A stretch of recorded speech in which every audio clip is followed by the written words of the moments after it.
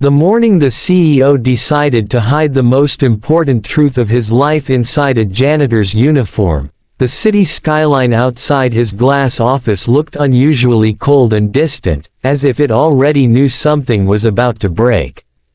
From the top floor of a billion-dollar company, Arman Haleem watched employees stream in like clockwork, polished shoes, pressed clothes, confident faces, and beneath that surface he wondered how many of them still remembered what it meant to be human when no one powerful was watching. He had built this empire from nothing, but the ache in his chest that day had nothing to do with money. It came from a quieter fear, one that had followed him since childhood, the fear that success had not only changed others, but had erased compassion from places where it should have lived the strongest. If you believe that kindness still matters in a world obsessed with status and power, take a moment right now to like this video, share it with someone who needs hope, leave a comment, and subscribe to the channel. Your support helps stories like this reach hearts that may still be waiting to feel something real. Arman had grown up in a one-room house on the edge of the city, where the walls sweated in summer and the wind slipped through cracks in winter. His mother, Samina, had cleaned offices at night while raising him during the day, her hands rough from chemicals, her back bent long before age had earned that curve. She had taught him dignity not through words but through actions, through the way she wiped floors as if they mattered, through the way she greeted security guards with the same respect she gave managers. When Arman earned a scholarship and later built a technology company that grew faster than anyone predicted, the world applauded him as a self-made genius. Few knew the real architect of his resilience was the woman who had once scrubbed toilets in the same buildings he now owned. As the company expanded, something subtle shifted. Complaints about staff behavior reached his desk, not dramatic enough to spark investigations, but consistent enough to form a pattern. Junior employees spoke of being invisible. Support staff reported disrespect that was hard to prove but easy to feel. Arman toured departments, smiled, encouraged, and saw nothing alarming. Politeness bloomed whenever his shadow passed. It bothered him deeply, because he knew performance could be rehearsed, but character revealed itself only when power believed it was alone. That was when the idea came, not from ambition, but from a deep, personal need to know the truth. He asked his mother if she would help him, not as a symbol, but as herself, disguised in plain sight. Samina hesitated, her eyes reflecting both pride and worry. She had raised her son to stand tall, not to test people. But she also understood that sometimes truth hid behind discomfort. She agreed, not because she wanted to expose anyone, but because she believed in giving people a chance to reveal who they were without fear. On a quiet Monday, Samina walked into the company headquarters wearing a simple cleaner's uniform, her hair tucked away, her name replaced with a badge that said nothing of her sacrifices. Arman watched from a distance, his heart heavier than any boardroom decision he had ever made. He instructed management that a temporary cleaning staff member would be rotating floors for assessment purposes, a half-truth that ensured no one asked questions. The first days were subtle.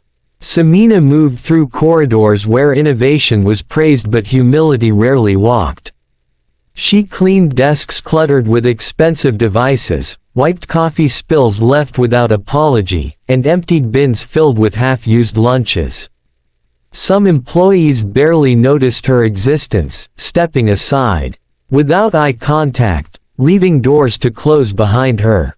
Others treated her with mild courtesy, the kind given out of habit rather than thought. Arman observed through security feeds and internal reports, searching faces for warmth, or at least recognition. Then came the moments that began to bruise him. A mid-level manager grew irritated at Samina for cleaning during a meeting break, sighing loudly as if her presence were an inconvenience to productivity. A group of interns laughed as she struggled with a heavy trash cart, offering jokes instead of help. An executive assistant scolded her for using the wrong elevator, her tone sharp, her impatience public. None of it was explosive, none of it reportable, yet each incident landed like a quiet blow to Arman's chest. This was the culture thriving beneath policies and mission statements. But there were also flickers of light. A young software developer offered Samina water when she saw her resting her legs near the stairwell. A security guard chatted kindly with her during late shifts, asking about her family. A cafeteria worker shared leftover food at closing time. These moments mattered, but they were fewer than Arman had hoped. As the weeks passed, Samina's body felt the familiar ache of labor she thought she had left behind forever. Yet she never complained. She saw the company not as her son's empire, but as a living organism, flawed and capable of growth. She noticed how stress made people smaller, how competition hardened voices, how fear of failure squeezed empathy out of otherwise decent individuals. She also saw loneliness hiding behind authority, exhaustion masked by confidence. One evening, as rain battered the windows, Samina slipped on a wet floor she had just mopped. She did not fall hard, but enough to draw attention. Several employees walked past, eyes flicking away, unsure, unwilling, busy. Finally, a young woman from accounting knelt to help her up, apologizing repeatedly though she owed none. Arman watched the footage later, his hands trembling, not from anger, but from grief. This was his mother, the woman who had once skipped meals so he could eat, now invisible in a building that bore his name on legal documents. That night, Arman could not sleep. He walked through memories of childhood, of his mother returning home at dawn smelling of disinfectant, of her smile when he showed her his first award, of her silence when landlords shouted. He realized that the test was no longer about employees alone.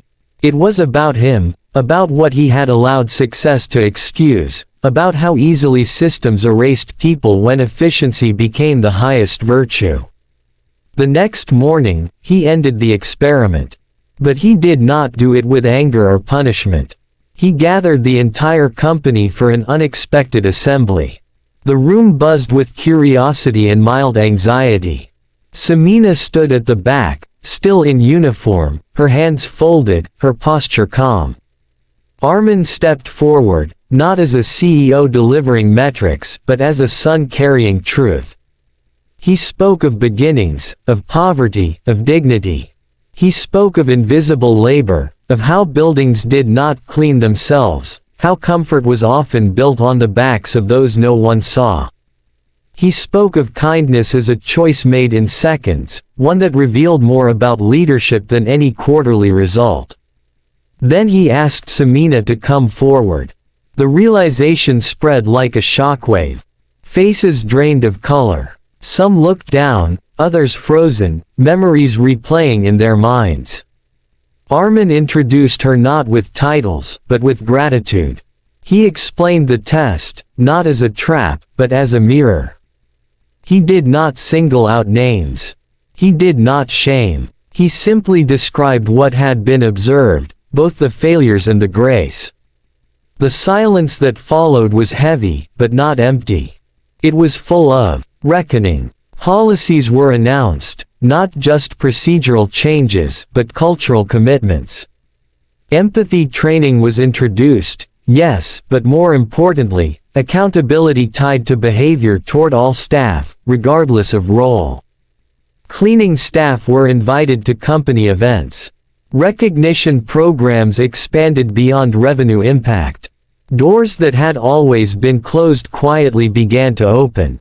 But the most powerful change was not written anywhere. It lived in the way people began to look at one another. The way greetings lingered. The way help was offered without being asked. Not perfectly, not always, but more honestly than before. Samina returned home that evening, her body tired, her heart full. She told Arman she was proud of him, not for the company, but for the courage to look at uncomfortable truth. Arman realized then that being stunned was not about discovering cruelty, but about recognizing how close kindness always was, waiting for permission to surface. Months later, the company thrived, not just financially, but in spirit. Turnover dropped. Satisfaction rose. Visitors often commented on an atmosphere they could not quite name. Arman knew it was not innovation or branding. It was humanity, remembered and practiced. If this story touched your heart, if it reminded you of someone unseen who deserves respect, please take a moment now to like this video, share it, and subscribe. Your engagement tells us these stories matter, and that kindness still has a place in the world. Before this story ends, we have one special request. Please comment the word kindness below if you believe that how we treat the least visible people reveals who we truly are. As Arman watched his mother tend a small garden outside their home, her hands now nurturing life instead of scrubbing floors, he understood that success meant nothing if it could not protect dignity. And in that quiet moment, he knew the real test had never been for his employees alone. It had been for all of us, to see whether we choose indifference or compassion when no one powerful is watching.